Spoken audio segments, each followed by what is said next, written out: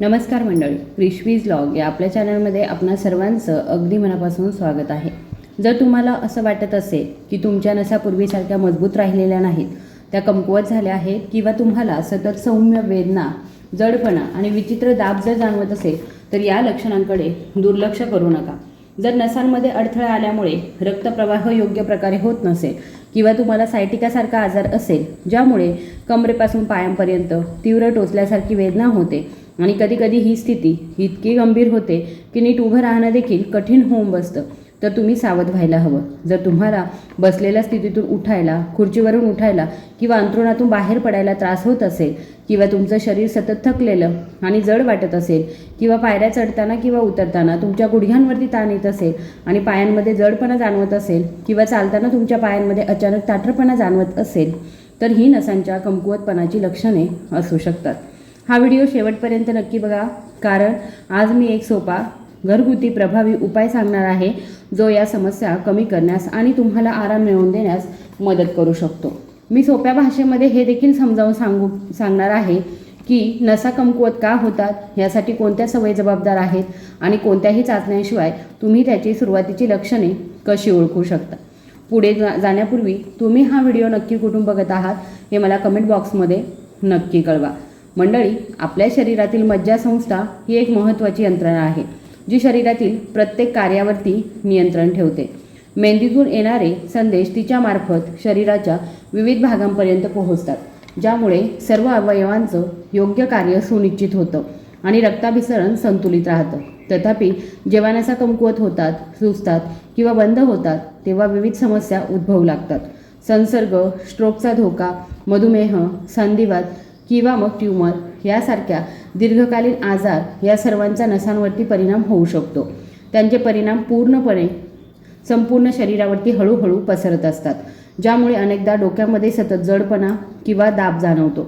स्नायूंचा ताठरपणा आणि चालण्यामध्ये अडचण ही काही लक्षणे आहेत ज्यांच्याकडे अनेकदा आपण दुर्लक्ष करतो, परंतु त्यांना हलक्यात न घेणं उत्तम आहे. नसांच्या कमजोरीची काही सामान्य पण गंभीर लक्षणे आहेत जी लवकर ओळखल्यास भविष्यामध्ये होणारा गंभीर आजार टाळता येऊ शकतो. आता प्रश्न असा आहे की आपल्या नसा कमकुवत होत आहे हे आपण कसं ओळखावं? चला नसांच्या कमजोरीचे थेट संकेत देणारे काही चिन्हे आपण समजून घेऊया. जर तुम्हाला तुमच्या हातापायांमध्ये वारंवार मुंग्या येणं आणि बारीक सुई टोचल्यासारखं वाटत असेल किंवा तुमचे हातपाय सुन्न होऊ लागले असतील तर हे एक लक्षण असू शकतं की नसांपर्यंत रक्तप्रवाह योग्यरित्या पोहोचत नाही आहे. परिणामी नसा हळूहळू कमकुवत होतात आणि त्यांची कार्य करण्याची क्षमता कमी होते, ज्यामुळे सौम्य किंवा तीव्र वेदना होऊ शकतात. जर तुम्हाला वारंवार डोकेदुखी होत असेल, मग ती सौम्य असो वा तीव्र, आणि विशेषतः विश्रांती घेत असतानाही डोकं जड वाटत असेल तर हे एक महत्त्वाचं लक्षण असू शकतं. कधीकधी ही डोकेदुखी इतकी तीव्र होऊ शकते की त्यामुळे चक्कर येऊ शकते आणि चक्कर येणं हे सूचित करतं की शरीराच्या वरच्या भागापर्यंत रक्तप्रवाह योग्यरित्या पोहोचत नाही. अशा परिस्थितीमध्ये तुम्हाला चालताना अंधुक दिसू शकतं आणि खूप थकवाही जाणवू शकतो. जेव्हा नसा आतून कमकुवत होतात तेव्हा शरीराच्या विविध भागांमध्ये सतत सौम्य वेदना जाणवू शकतात.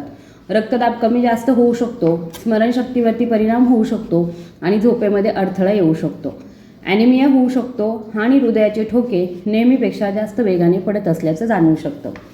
ही सर्व लक्षणे एकत्र दिसून जर आली तर हे स्पष्टपणे दर्शवतं की नसांची ताकद कमी होत आहे. जर तुम्हाला यापैकी 2 किंवा 3 लक्षणे सातत्याने जाणवत असतील तर त्याकडे दुर्लक्ष करणं शहाणपणाचं ठरेल.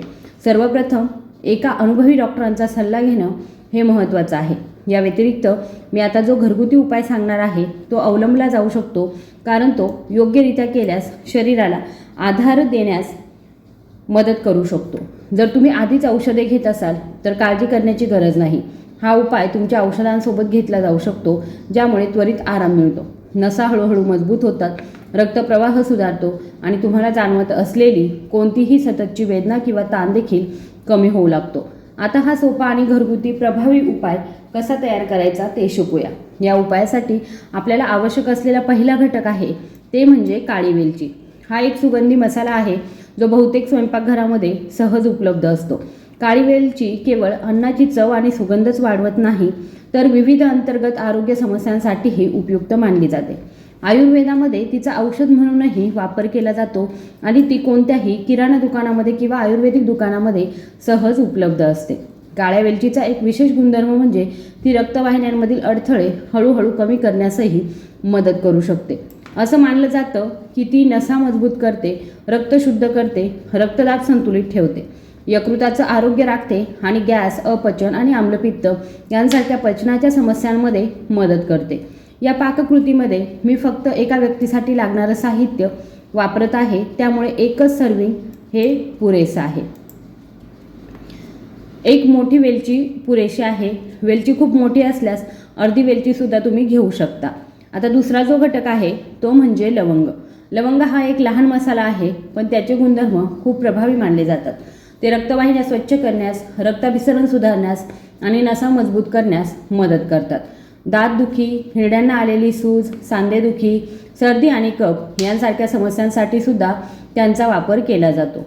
त्याचा गुणधर्म उष्ण असल्यामुळे थंडीच्या दिवसांमध्ये ते विशेषतः फायदेशीर ठरतं. या पाककृतीसाठी आपण 2 लवंगा वापरणार आहोत. आता तिसऱ्या घटकाबद्दल बोलूया. दालचिनी ही एक सुगंधी, किंचित गोड आणि मसालेदार औषधी वनस्पती आहे, जी केवळ अन्नाची चवच वाढवत नाही तर शरीराला अनेक फायदेसुद्धा देते. दालचिनी शरीरातील अतिरिक्त चरबी कमी करण्यास मदत करते आणि नसा मजबूत करण्यासाठी उपयुक्त मानली जाते. तसेच ती खराब कोलेस्ट्रॉल नियंत्रित करण्यासाठी, पचनक्रिया सुधारण्यासाठी आणि हृदयाचं आरोग्य चांगलं राखण्यासाठी उपयुक्त आहे. नियमितपणे आणि माफक प्रमाणामध्ये सेवन केल्यास दालचिनी रोगप्रतिकारशक्ती मजबूत करण्यासही मदत करू शकते. हे सर्दीसारख्या किरकोळ आजारांना प्रतिबंध करते आणि शरीराची रोगांविरुद्धची प्रतिकारशक्ती वाढवते. सांधेदुखी, संधिवात आणि हाडांच्या सुजेसाठी देखील दालचिनी फायदेशीर मानली जाते. म्हणून या कृतीमध्ये आपण दालचिनीचा एक लहान तुकडा किंवा काडी वापरणार आहोत. तुमच्याकडे दालचिनी पावडर असल्यास तुम्ही सुमारे 1/4 चमचा चिमूटभर म्हणजेच वापरू शकता. तथापि एक महत्त्वाची गोष्ट लक्षात ठेवली पाहिजे. पावडर ताजी असावी, खूप जुनी किंवा शिळी नसावी. डब्यात जास्त काळ साठवलेली दालचिनी पावडरचा सुगंध आणि नैसर्गिक तेल कमी होतं, ज्यामुळे तिचे औषधी गुणधर्म हळूहळू कमी होतात आणि तिचे फायदेसुद्धा कमी होत चालतात. सर्वोत्तम मार्ग म्हणजे घरी ताज्या दालचिनीच्या काड्या ठेचून किंवा दळून घेणं. काड्या उपलब्ध नसल्यास तुम्ही बाजारातून चांगल्या प्रतीची अख्खी दालचिनी देखील वापरू शकता. पुढची पायरी म्हणजे काळी वेलची. लवंग आणि दालचिनी हे 3 घटक चांगले दळून घेणं. यामुळे त्यांचे नैसर्गिक घटक पाण्यात सहजपणे मिसळतात. पुढे गॅसवरती एक लहान भांडं ठेवा आणि त्यात सुमारे 1 ग्लास स्वच्छ पाणी घालायचं आहे. ते हलकं गरम करायचं आहे. आता सर्व वाटलेलं साहित्य त्या पाण्यात घाला आणि मंद आचेवरती ते उकळू द्या. हे मिश्रण सुमारे 4 ते 5 मिनिटे उकळवा, जेणेकरून सर्व साहित्यातील साखर पाण्यामध्ये चांगली शोषली जाईल आणि एक प्रभावी काढा तयार होईल. आता नसा कमकुवत का होतात हे समजून घेऊया. दीर्घकाळाच्या मधुमेहामुळे नसांची ताकद हळूहळू कमी होऊ शकते. त्याचप्रमाणे शरीरामध्ये व्हिटॅमिन B1, लोह, फॉलिक ॲसिड आणि मॅग्नेशियम यांसारख्या आवश्यक पोषक तत्वांच्या कमतरतेमुळे सुद्धा नसा कमकुवत होऊ शकतात. याशिवाय अतिमद्यपान आणि तंबाखू किंवा सिगारेटचं सेवन देखील नसांसाठी हानिकारक आहे. अनियमित दिनचर्या, पुरेशी झोप न मिळणं, अतिरिक्त ताण आणि सततचा थकवा या सर्वांचा नसांवरती नकारात्मक परिणाम होतो आणि त्यांची कार्यक्षमता हळूहळू कमी होते. जर विषारी पदार्थ किंवा हानिकारक घटक वेळेवर शरीरातून बाहेर टाकले नाहीत तर त्याचाही नसांच्या आरोग्यावरती परिणाम होतो. मूत्रपिंड किंवा यकृताच्या बिघाडामुळे शरीरातील या विषारी पदार्थांचं प्रमाण वाढू शकतं, ज्यामुळे नसा कमकुवत होतात. उच्च रक्तदाब किंवा धमन्यांमधील चरबीच्या साठ्यामुळे रक्ताभिसरणावरती परिणाम होतो आणि नसांना नुकसान पोहोचतं. आम्ही विकसित केलेली ही पाककृती एक नैसर्गिक आणि पूरक उपाय आहे. विशेषतः थंड हवामानामध्ये हे शिरांमधील अडथळा कमी करण्यास, रक्तप्रवाह सुधारण्यास आणि दबलेल्या नसा शिथिल करण्यास मदत करू शकतो. हा उपाय स्नायुदुखी, सांधेदुखी, कंबरदुखी, सायटिकासारखी जळजळणारी वेदना आणि व्हेरिकोज व्हेन्सपासून आराम मिळवण्यासाठी देखील उपयुक्त मानली जाते. एकदा हे सर्व पूर्णपणे शिजवून सुगंधित झाल्यावरती चव आणि पोषण वाढवण्यासाठी त्यात 1 चमचा शुद्ध गूळ घालायचा आहे. गुळाचं कार्य केवळ पदार्थाला गोडवा आणणं नाही तर ते शरीरातील आतून मजबूत करण्यासाठी देखील उपयुक्त आहे. ते हाडांना आधार देतं, स्नायू मजबूत करतं आणि पचनसंस्था सुधारतं. गुळामध्ये कॅल्शियम आणि लोह भरपूर प्रमाणामध्ये असतं, जे हिमोग्लोबिन वाढवण्यास, ॲनिमियाशी लढण्यास आणि थकवा व अशक्तपणा कमी करण्यास मदत करतात. तथापि जर तुम्हाला मधुमेह असेल तर या मिश्रणामध्ये गूळ घालणं टाळा, कारण त्यामुळे रक्तातील साखरेची पातळी वाढू शकते. आता संपूर्ण मिश्रण तयार आहे. आचेवरून काढा, गाळून घ्या आणि हे हर्बल पेय एका कपामध्ये किंवा ग्लासमध्ये ओता. हे हर्बल मिश्रण दररोज सकाळी रिकाम्या पोटी लहान लहान घोट घेत हळूहळू प्यायचं आहे. रिकाम्या पोटी जर पिणं शक्य नसेल, नाश्त्यानंतर सुमारे 1 तासाने ते घेता येतं. महत्त्वाचं म्हणजे हे औषध फक्त हिवाळ्यामध्ये आणि पावसाळ्यामध्ये सेवन करा. उन्हाळ्यामध्ये ते टाळा, कारण त्यात वापरलेले घटक उष्ण आहेत. काही दिवस नियमितपणे सेवन केल्यावर तुम्हाला नसादुखी, अशक्तपणा, जळजळ आणि सायटिका किंवा व्हेरिकोज व्हेन्स सारख्या समस्यांमध्ये हळूहळू घट झाल्याचं दिसून येईल. गर्भवती महिलांनी अजिबात हा उपाय करू नका. स्तनपान करणाऱ्या महिला हे घेऊ शकतात.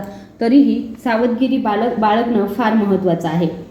दुखऱ्या भागावरती हलका शेक देणं देखील फायदेशीर ठरतं. तुम्ही गरम पाण्याची पिशवी किंवा कोमट पाणी वापरू शकता. तुमची इच्छा असल्यास तुम्ही कोमट तेलाने मालिश देखील करू शकता. यामुळे नसा शिथिल होतात आणि स्नायूंचा ताठपणा हळूहळू कमी होऊ लागतो. आता अष्टांग हृदयमसारख्या ग्रंथामध्ये उल्लेख असलेल्या आणखी एका जुन्या आणि विश्वासार्ह आयुर्वेदिक उपायाबद्दल बोलूया, तो म्हणजे लसूण. जर तुम्हाला नसांशी संबंधित कोणतीही समस्या असेल, जसं की वेदना, ताण, अडथळा किंवा अशक्तपणा, तर दररोज लसूण खाणं फायदेशीर मानलं जातं. आयुर्वेदामध्ये लसूणाला पृथ्वीचं अमृत म्हटलं आहे, कारण त्यात अनेक गुणधर्म आहेत जे अंतर्गत अशक्तपणा दूर करण्यास मदत करतात. दररोज सकाळी रिकाम्या पोटी लसणाच्या 2 कच्च्या पाकळ्या घ्या. त्या चांगल्या चावून घ्या आणि नंतर 2 चिमूट हळद मिसळलेलं 1 ग्लास कोमट पाणी प्या. तुमची इच्छा असल्यास तुम्ही लसूण हलका ठेचून या पाण्यासोबत घेऊ शकता. हा उपाय नियमितपणे केल्याने शरीराला लवकर फायदा होतो आणि नसांचा अशक्तपणा हळूहळू कमी होऊ लागतो. मंडळी, आज तुम्ही 2 सोपे, प्रभावी आणि नैसर्गिक घरगुती उपाय शिकलात. तुम्ही त्यांचं नियमितपणे पालन केल्यास कालांतराने तुम्हाला चांगले परिणाम मिळू शकतात. मला आशा आहे की तुम्हाला ही माहिती आवडली असेल. जर हा व्हिडिओ तुम्हाला आवडला असेल तर कृपया हा व्हिडिओ तुमच्या कुटुंबियांसोबत नक्की शेअर करा आणि अशाच प्रकारच्या अधिक आरोग्य संबंधित माहितीसाठी आपल्या चॅनलला सबस्क्राईब करायला विसरू नका. धन्यवाद.